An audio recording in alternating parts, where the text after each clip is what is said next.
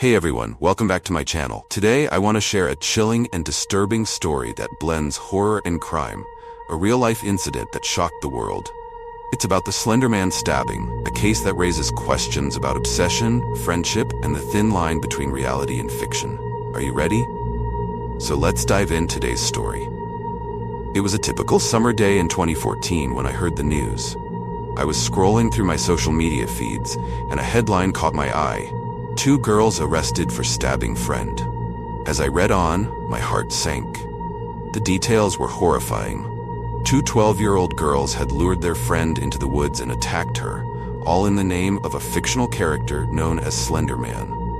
You see, Slender Man was born from the depths of the internet, a tall, faceless figure who haunts the dreams of children, often depicted as stalking and terrorizing them.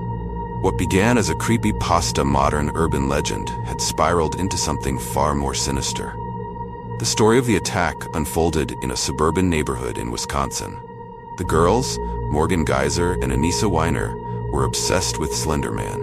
They believed he was real and thought that by committing this horrific act, they would prove their loyalty to him. Their plan was chillingly calculated.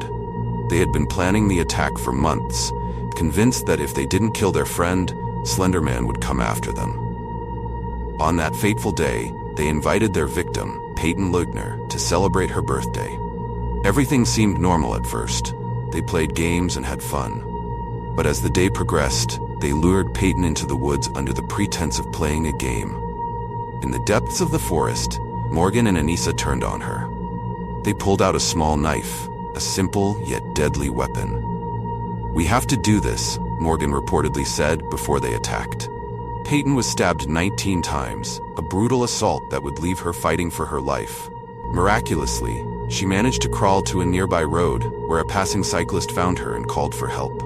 Peyton survived the attack, but the psychological scars would last a lifetime.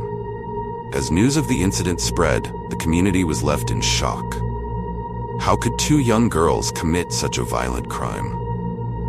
Many speculated that they were influenced by their obsession with the internet and the dark corners of online horror culture. Morgan and Anissa were arrested and charged with attempted murder. In court, they claimed they were scared of Slender Man and believed he would hurt them if they didn't carry out the attack.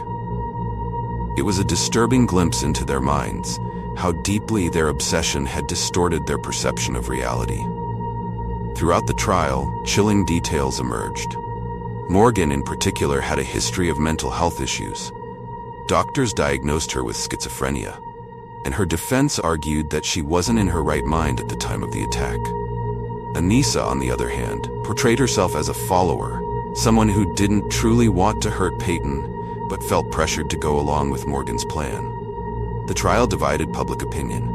Some people saw the girls as monsters, while others viewed them as victims of their own mental health struggles. As the jury deliberated, I couldn't help but feel a mix of horror and sympathy. This wasn't just a tale of crime. It was a tragic story about the impact of obsession and the fragility of young minds. Eventually, Morgan was found not guilty by reason of mental disease, while Anissa was sentenced to 25 years in a mental health facility. The case raised questions about the influence of online horror culture and how it can warp young minds, leading them to blur the lines between fiction and reality. So, what do you think? Is this a story of 2 girls lost in their obsession, or are they truly responsible for their actions?